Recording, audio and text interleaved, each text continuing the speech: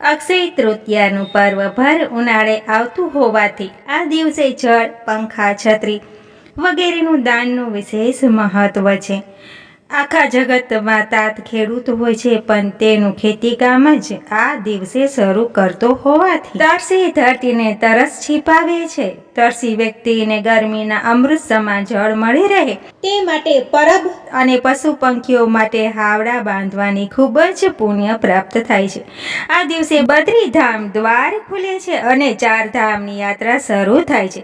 ભારતભરમાં જુદી જુદી જગ્યાએ પોતાની પરંપરા મુજબ આ પર્વ મનાવવામાં આવે છે અને આ વર્ષે 30 એપ્રિલના રોજ અક્ષય તૃતીયા છે. જ્યોતિષ ગણતરી અનુસાર 82 વર્ષે એક શુભ યોગ રચાઈ રહ્યો છે. અક્ષય તૃતીયાના દિવસે સર્વાર્થ સિદ્ધ યોગ, શોભન યોગ અને રવિ યોગનો અદ્ભુત સંયોગ બની રહ્યો છે, જે 5 રાશિઓને ખૂબ જ લાભ આપશે, જે આ પ્રમાણે છે. પહેલી છે વૃષભ રાશિ.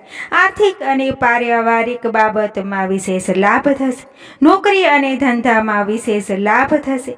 રોકાણ કરવા માટે ઉત્તમ સમય છે. જ્યારે બીજી રાશિ કર્ક રાશિ છે. નવી નોકરી મેળવવા પ્રયત્નમાં સફળતા મળશે.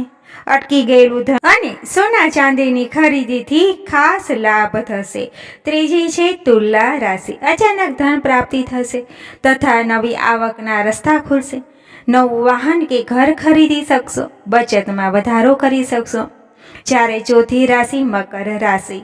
નવો વેપાર કે કામ શરૂ કરવા માટે સમય ખૂબ જ ઉપયોગ છે. જે કોઈ કામ લાંબા સમયથી અટકી ગયું હશે તો તે આગળ વધશે અને લાભકારક રહેશે. છેલ્લી રાશિ કુંભ રાશિ છે.